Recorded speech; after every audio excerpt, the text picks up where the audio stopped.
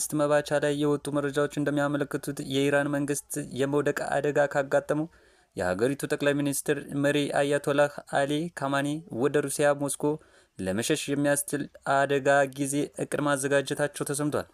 በምዕራባውያንና በእስራኤል መገናኛ ብዙሃን እየተዘዋወረ የሚገኘውና ዘ ታይምስ ኦፍ ለንደን የጠቀሰው የብልሃት መረጃ እንደሚያሳየው ይህ ፕላን ተለዋጭ እቅድ ተግባራዊ የሚሆነው የኢራን የጸጥታ መዋቅር ህዝባዊ አመጽን መቆጣጠር ከተሳነው ወይም በውስጥ ክፍፍል ምክንያት ከተዳከመ ብቻ ነው። ምንም እንኳ ካማኒ በአሁኑ ሰዓት ሀገር ጥለው ለመውጣት እያሰቡ መሆኑን የሚያሳይ ምልክት ባይኖርም የዚህ እቅድ መኖር ብቻ በኢራን እስላማዊ ሪፐብሊክ ውስጥ ያለውን የውስጥ ቀውስ ጥልቀት ያሳያል ተብሏል። ቤተሰቦቻቸውና ወራሾቻቸው ይሆናሉ ተብሎ የሚታመኑት ልጃቸው ሙጂታባን ጨምሮ ወደ 20 ከሚጠጉ የቅርብ ረዳቶቻቸው ጋር በመሆን ወደ ሞስኮ ለመሸሽ አቅደዋል። ሞስኮ መመረጧ የሩሲያና የኢራን የጠበቀ ግንኙነት የሚያሳይ ሲሆን፣ በሌላ በኩል ሩሲያ ስልጣናቸውን ላጡ አምባገነን መሪዎች የመጨረሻ መጠለያ የሆነች መምጣቷን ያመለክታል ተብሏል። ተንታኞች ይህንን ሁኔታ በ2024 መጨረሻ ላይ የሶሪያው ፕሬዝዳንት ባሻር አልሳድ መንግስት ሲወድቅ እሳቸው ወደ ሞስኮ ከሸሹበት ሁኔታ ጋር ይመሳሰላል። የአሳድ ወይም ሞስኮ መሸሽ የሶሪያን ሉዓላዊነት አክትሞ ሀገሪቱን ለታጣቂዎችና ለውጭ ኃይሎች መፈንጫነት እንደዳረጋት ሁሉ የካማኒ ሽሽትም የኢራን የሃይማኖት መሪዎች ስርዓት ማክተም ተደርጎ ይወሰዳል ብሏል። በኢራን ከ20 በላይ ግዛቶች የተቀሰቀሰው ህዝባዊ አመጽ በኢኮኖሚ ችግር፣ በዋጋ ንረትና በፖለቲካ ጭቆና የተነሳ ሲሆን ሰልፈኞቹ ሞት ለካማኒ የሚሉ ድምጾችን እስከ ማሰማት ደርሷል። የስርዓቱ ህልውና የተመሰረተው በኢራን አብዮታዊ ጦር IRGC ታማኝነት ላይ ቢሆንም ሰራዊቱ ሊከፋፈል ይችላል የሚል ስጋትም ተፈጥሯል። ካማኒ ስልጣን ቢለቁ ተተኪው ማን ይሆናል የሚለው ጉዳይ ማነጋገር ይሆናል። ልጃቸው ሞጀታቢ በህዝቡ ዘንድ ተቀባይነት የላቸውም። በዚህ ክፍተት ውስጥ የቀድሞ የኢራን ሻህ ልጅ የሆኑት ሬዛ ታባሪ ስም በሰልፈኞቹ ዘንድ ጎልቶ እየተሰማ ነው። አሮጌው ትውልድ የሻህን ዘመን ከመረጋጋት ጋር ሲያያይዘውም፣ ወጣቱ ደግሞ ሬዛ ፖህላቪን ከመረጋጋት ጋር ሲያያይዘው ሬዛ ፖህላቪን እንደ አንድ ምልክት አያቸው መሆኑ ተገልጿል። የካማኒ መሸሽ ቀጠናዊ መልክዓ ምድር እንደሚቀይር ተተንብዮአል። ኢራን ድጋፍ የምታደርግባቸው እንደ ሂዝቦላህ፣ ሁቲዎችና የኢራቅ ሚሊሻዎች ይዳከማሉ። ይህ ደግሞ ለእስራኤል፣ ለሳውዲ አረቢያና ለአሜሪካ ትልቅ ድል ነው። ሪፖርቱ አክሎ እንደሚያመለክተው ይህ ሁኔታ በአፍሪካ ቀንድና በቀይ ባህር ቀጠና ላይም ተጽዕኖ ይኖረዋል። እስራኤል ሶማሌላንድን እውቅና መስጠቷና በቀይ ባህር አካባቢ የጦር ሰፈር የመመስረቷ ፍላጎት ኢራንን የመክበብ ስትራቴጂ አንዱ አካል ነው ብለዋል። የኢራን መዳከም በሁቲዎችና በአልሸባብ መካከል ያለውን ግንኙነት የሚበጥስ ሲሆን፣ በሱዳንና በኢራን ድጋፍ ለሚያገኘው የሱዳን ጦር ትልቅ ኪሳራ፣ በተቃራኒው የዩኤስኤ ለሚደገፈው የፈጥኖ ደራሽ ኃይል RSF ደግሞ መልካም አጋጣሚ እንደሚሆን ተተንብዮአል። የፕሬዝዳንት ዶናልድ ትራምፕ አስተዳደር በኢራን ያለውን አመጽ እንደ ህዝባዊ ተቃውሞ የገለጸው ሲሆን፣ ትራምፕ ከዚህ ቀደም ካማኒን ከመግደል እንዳዳናቸውን በመግለጽ የኢራን መሪ በህዝብ ፊት ለማዋረድና ተቃውሞውን ለማበረታታት እየሞከሩ እንደሆነ ሪፖርቱ አመላክቷል። በአጠቃላይ የዚህ እቅድ መኖር ብቻ የኢራን እስላማዊ ሪፐብሊክ አመራሮች ከዚህ ቀደም የማይታሰቡ የመውደቅ አማራጮች እያሰላሰሉን መሆኑን እና የስርዓቱ ፍጻሜ እየቀረበ መሆኑን እንደሚያመለክት መረጃዎቹ ጠቁመዋል። ከዋሽንግተን የዝግ በሮች ጀርባ እየተብላላ ያለው ወታደራዊ ሴራና የሁለቱን ሀገራት ውጥረት የዋይት ሀውስ ሚስጥራዊ ፋይል፣ በትራምፕ ጠረጴዛ ላይ ያለው የኢራን ጥቃት እቅድ፣ በዋሽንግተን ኮሪዶሮች ውስጥ የሚሰማው ሹክሹክታ የዓለምን ጆሮ አቅንቷል። ሪፖርቶች እንደሚያመለክቱት የፕሬዝዳንት ዶናልድ ትራምፕ አስተዳደር ባለስልጣናት በዝግ በሮች ጀርባ አንድ አደገኛ አጀንዳ እያብላሉ ነው። እርሱም በኢራን ላይ ወታደራዊ ጥቃት መሰንዘር። እስካሁን ዛቻ የነበረው የትራምፕ ንግግር አሁን ደግሞ ወደ ተግባር ሊቀየር እንደሚችል ምንጮች ታይተዋል። ጠረጴዛው ላይ ያለው አማራጭ ምንድን ነው? ባለስልጣናቱ ካደረጉት የመጀመሪያ ደረጃ ምክክር ሾልኮ የወጣው መረጃ እንደሚያሳየው እየታሰበ ያለው ጥቃት የእግረኛ ጦርን የሚያካትት አይደለም። በጠረጴዛ ላይ ያለው ዋና አማራጭ ሰፊ የአየር ላይ ጥቃት እንደሆነም ተነግሯል። እቅዱ የኢራን ወሳኝ ወታደራዊ ማዕከላት በአየር ድብደባ ማውደም ነው። ኢራን በውስጥ ህዝባዊ አመጽና በመንግስት የኃይል እርምጃ እየታመሰች ባለችበት በዚህ ሰዓት ትራምፕ ይህንን አጋጣሚ በመጠቀም ያገዛዙን ለማዳከም ራሳቸውን እንደ ነጻ አውጪ ሊያቀርቡ ይችላሉ የሚለው ግምት አይሏል። የቴህራን መልስ ቀድመን እንተኩሳለን።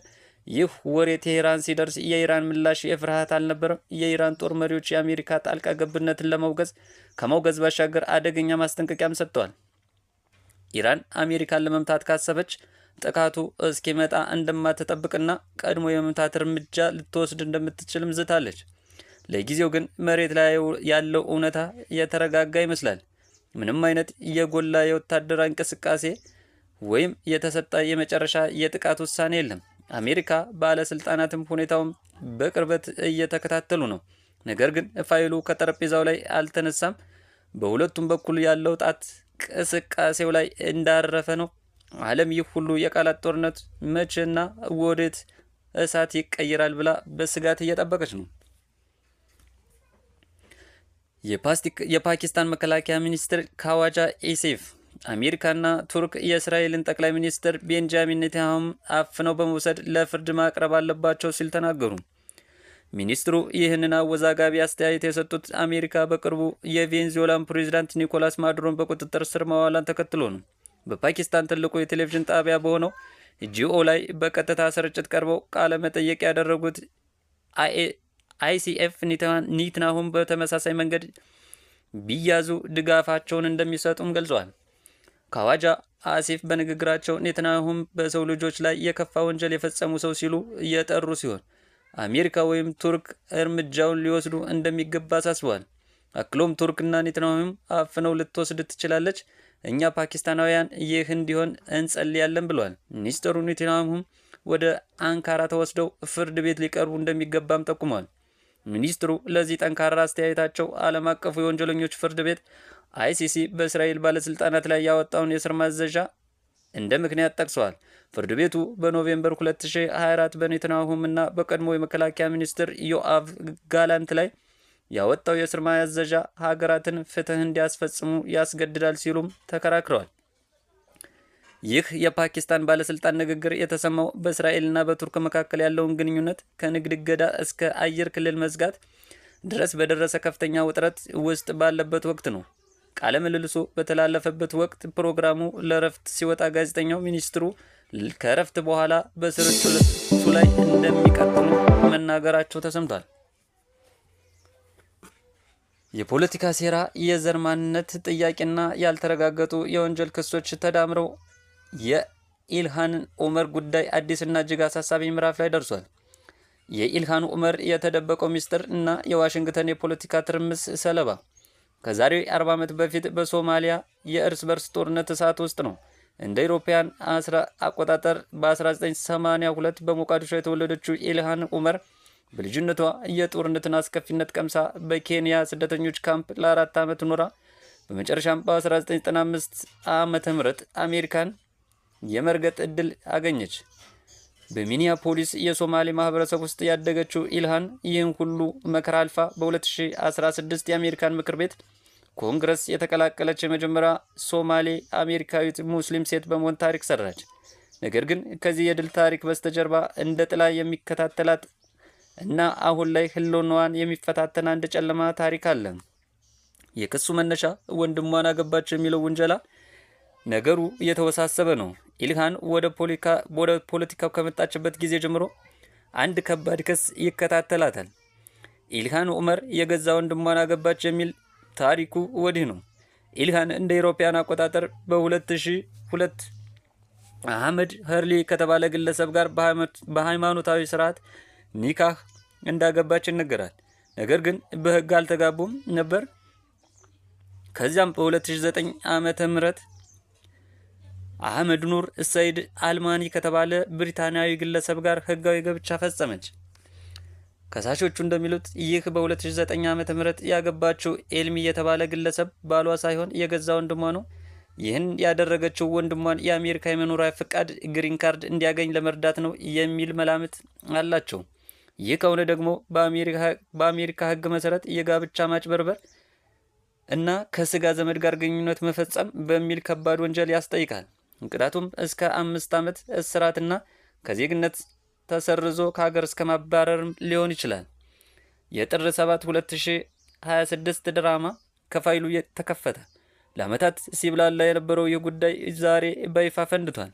ሪፐብሊካኖቹ የህዝብ ተወካዮች ምክር ቤትን መቆጣጠራቸውን ተከትሎ የውይይቱ አቅጣጫ ተቀይሯል። የፍርድ ቤት መጥሪያ የደቡብ ካሮላይናዊ ተወካይ ናንሲ ሜስ የኢልሃን ኡመርና የዚያ ባል ወንድም የተባለው ግለሰብ የኢሚግሬሽን ፋይሎች እንዲመረምሩ ትዕዛዝ እንዲወጣ ጠይቋል። ኢልሃን የኢሚግሬሽን ስርዓቱን አጭበርብራ ከሆነ ዜግነቷ ተገፎ ወደ መጣችበት መመለስ አለባት ሲሉ በይፋ ተነግሯል። የዶናልድ ትራምፕ ተጽዕኖ በቅርቡ ወደ ስልጣን የተመለሱበት ፕሬዚዳንት ዶናልድ ትራምፕ እና የድንበር ጉዳይ ኃላፊያቸው ቶም ሆማን ጉዳዩን አጥብቀው ይዘውታል። ሆማን ምርመራውን እየተካሄደ ነው፣ ማጭበርበር ከተፈጸመ ምህረት የለም የሚል ማስጠንቀቂያም ሰጥቷል። የሚኒሶታው ማጭበርበርና ነገሩን ይበልጥ ያባባሰው በሚኒሶታ ክፍለ ግዛት በኮቪድ-19 ስም ከተመደበው ገንዘብ ላይ ከ250 ሚሊዮን ዶላር በላይ የዘረፉ የሶማሌ ማህበረሰብ አባላት መገኘታቸውን ነው። እነዚህ ተጠርጣሪዎች ከኢልሃን ኡመር ጋር ግንኙነት አላቸው የሚል መረጃ እሳት ላይ ቤንዚን አርከፍክፎበታል። ዛሬ የሚኒሶታ ሶማሌ ማህበረሰብ በከፍተኛ ውጥረት ውስጥ ነው። የፌዴራል ፖሊሶቹ ኤፍቢአይ እና አይሲኢ በአካባቢው እያደረጉት ያለው ወረራና አንድ ሰው መገደሉን ሁኔታዎች አስፈሪ አድርጎታል። ኢልሃን ኡመር እነዚህን ክሶች በሙሉ የፈጠራ ወሬዎች፣ ዘረኝነትና እስላም ጠል ጥቃቶች ስትል ታጣጥላቸዋለች። እስካሁን ድረስ በየትኛውም ፍርድ ቤት ጥፋተኛ ተብላ አልተፈረደባትም። ነገር ግን አሁን የተከፈተባት የፖለቲካና የህግ ዘመቻ ከበፊቱ ለየት ያለና ከባድ ይመስላል። ጉዳዩ አሁን ከወሬ አልፎ ወደ ህጋዊ ፊልማ ተሸጋግሯል። የዲኤንኤ ምርመራ ይደረግ ይሆን? ኢልሃን የሰጠችው የኢሚግሬሽን ቃል መሐላ ውሸት ሆኖ ይገኝ ይሆን? ወይስ ይህ ሁሉ የፖለቲካ ተቀናቃኞቿ ሴራ ብቻ ነው? የሚቀጥሉት ቀናት ለሷም ሆነ ለአሜሪካ ፖለቲካ እጅግ ወሳኝ ናቸው። ድራማው ይቀጥላል። በሌላ ዘገባ እንመለሳለን። ያችሁ ስለቆያችሁ ከልብ እያመሰገንኩ